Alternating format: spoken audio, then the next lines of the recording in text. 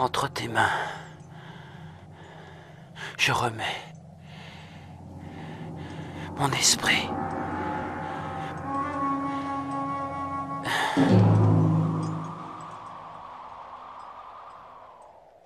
En voyant ce qui s'était passé, l'officier romain rendit gloire à Dieu en disant: Louange à Dieu, car certainement cet homme était juste.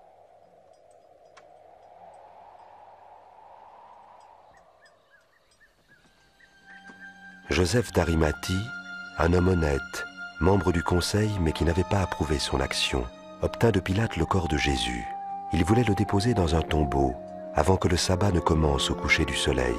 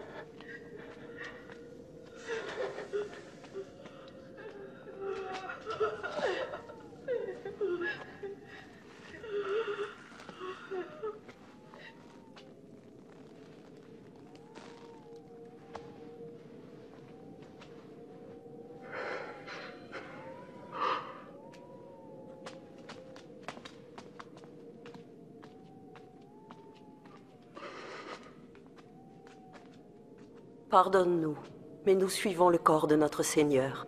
Vous êtes bienvenus. Mais venez, le sabbat va commencer.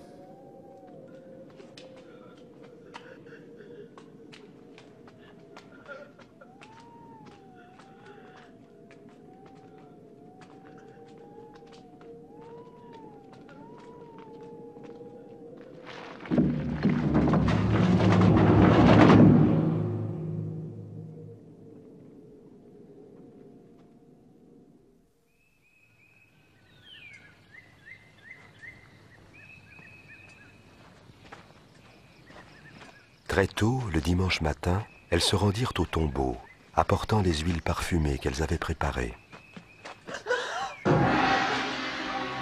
Elles trouvèrent la pierre roulée devant le tombeau, et quand elles entrèrent, elles s'aperçurent que le corps du Seigneur avait disparu.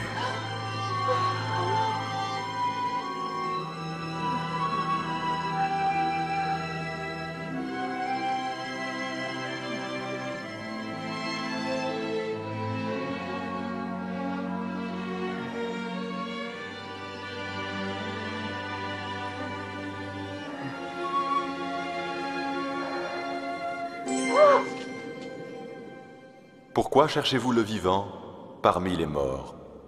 Il n'est plus ici, il est ressuscité. Rappelez-vous ce qu'il vous disait en Galilée. Il faut que le Fils de l'homme soit livré aux mains des pécheurs, qu'il soit crucifié et qu'il ressuscite le troisième jour.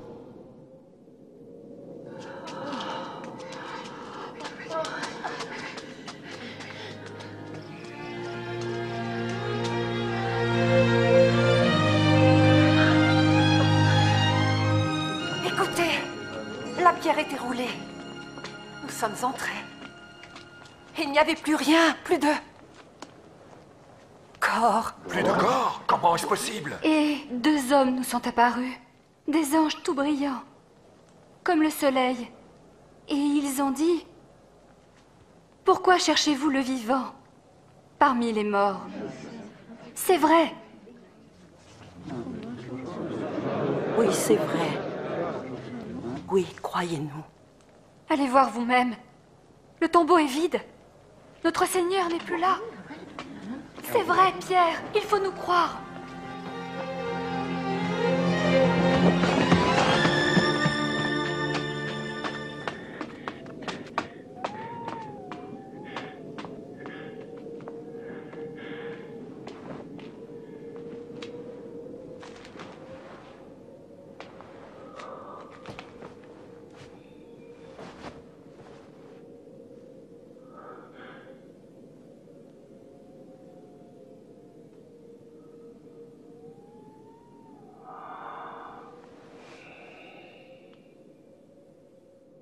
Jésus apparut à 2 autres disciples. Très agités, ils retournèrent vite voir les autres. Le Seigneur est vraiment ressuscité. Il est apparu à Simon. Nous ne l'avons pas reconnu. Pas sur la route. Mais quand il a rompu le pain, alors là, oui. À Emmaüs, il est allé là-bas.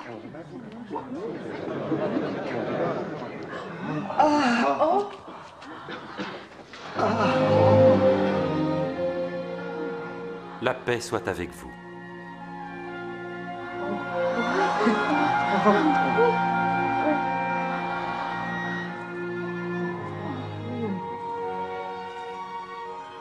Pourquoi êtes-vous troublés?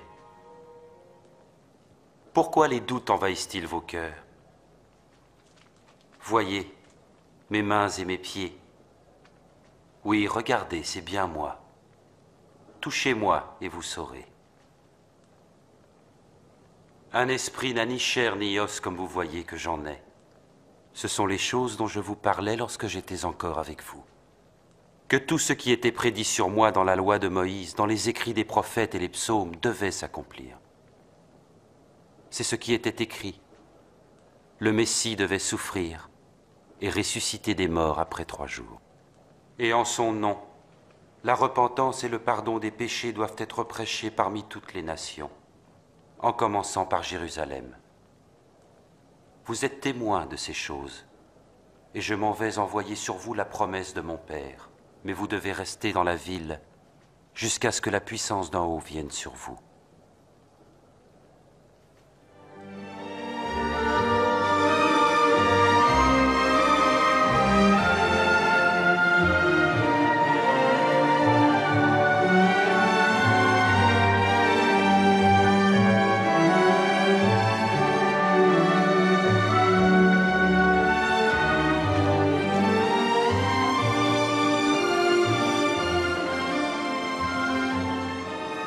Que Dieu vous bénisse et vous garde.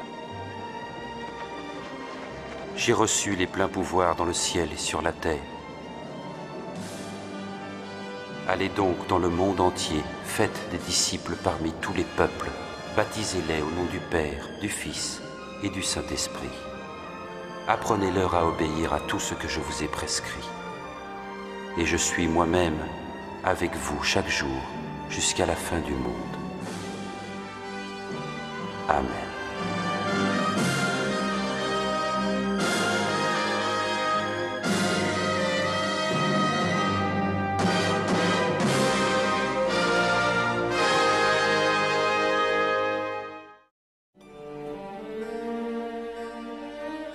Dans les Saintes Écritures, Dieu déclare que le Messie viendrait pour être le sauveur du monde. La vie de Jésus prouve qu'il est bien celui dont les prophètes avaient parlé. Ésaïe a prophétisé que la Vierge deviendrait enceinte et qu'elle enfanterait un fils. Des siècles plus tard, la naissance de Jésus accomplissait cette prophétie.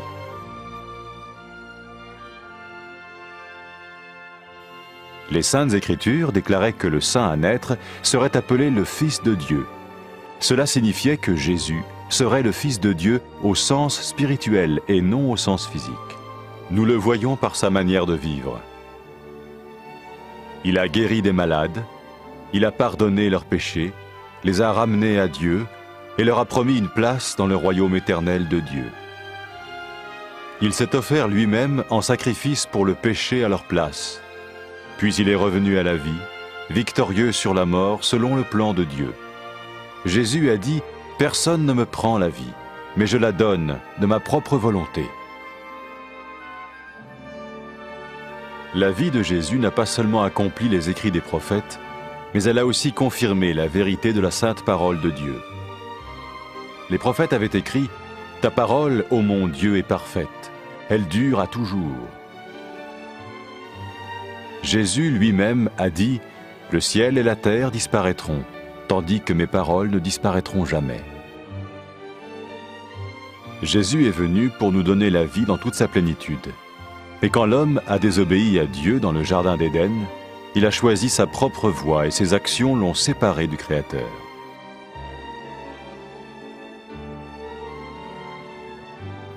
Les Saintes Écritures déclarent que tous sont péchés et que le salaire que paye le péché, c'est la mort, Il s'agit de la mort spirituelle, éternelle séparation d'avec Dieu. Mais tout comme Dieu a donné un bélier pour qu'il meure à la place du fils d'Abraham, ainsi il a envoyé Jésus, le Messie, mourir à notre place. Sa vie, sa mort et sa résurrection restaurent la relation entre Dieu et tous ceux qui mettent leur confiance en lui. Maintenant, non seulement Jésus pardonne les péchés de ceux qui le suivent, mais il les sauve aussi du jugement éternel de Dieu. Ils sont sûrs d'aller au paradis et de vivre avec lui pour toujours. C'est cette vie et cette liberté de la culpabilité et du pouvoir du péché que Jésus offre à chacun aujourd'hui. Cela ne veut pas dire suivre une religion, mais choisir d'avoir foi en Jésus qui dit « Je me tiens à la porte et je frappe. Si quelqu'un entend ma voix et ouvre la porte, j'entrerai chez lui. » Cela veut dire se tourner vers Dieu et croire que Jésus vient dans nos vies pardonner nos péchés et nous rendre tels qu'il veut que nous soyons. Il ne suffit pas d'approuver intellectuellement ce qu'il dit, ni de vivre une expérience émotionnelle. Nous le recevons par grâce, au moyen de la foi, par un acte de notre volonté. Lorsque quelqu'un est prêt à suivre Jésus le Messie, il peut lui parler par une simple prière. Peut-être êtes-vous prêt maintenant à ouvrir votre vie à Dieu. Si oui, vous pouvez vous joindre à la prière suivante, silencieusement, dans votre cœur. Seigneur Jésus, j'ai besoin de toi. Merci d'être mort sur la croix pour mes péchés.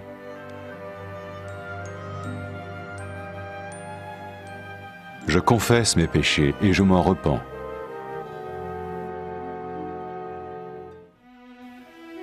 Je t'ouvre la porte de ma vie et je te reçois comme mon Sauveur et Seigneur.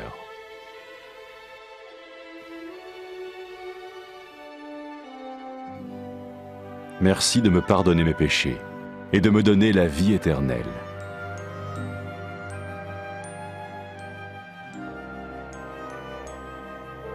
Fais de moi le genre de personne que tu veux que je sois. Maintenant que je deviens l'un de ceux qui te suivent. Amen.